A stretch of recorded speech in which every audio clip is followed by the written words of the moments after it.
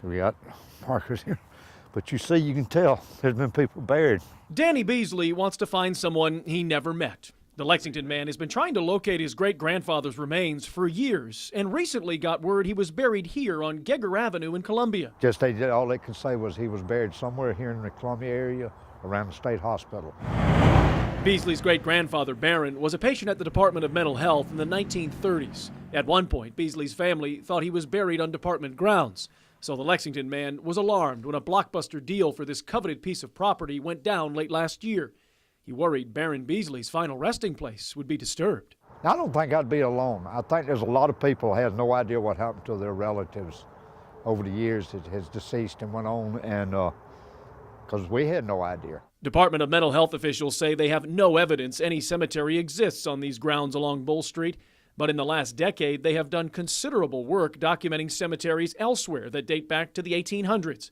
South Carolina was the third state in the country to establish a state hospital. Not only are these records old by comparison for South Carolina, but really some of the oldest in the country.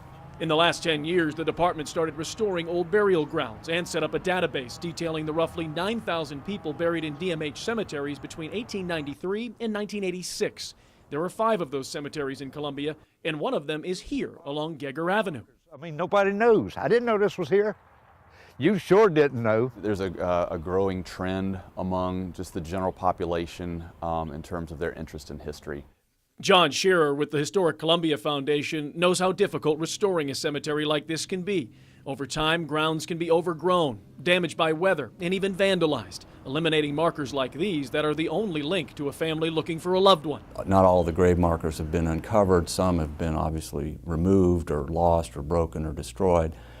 So we know now which cemetery somebody was buried in, but we couldn't necessarily pinpoint the exact location. A lot of the preservation of our history in general rests on the shoulders of people who are here today.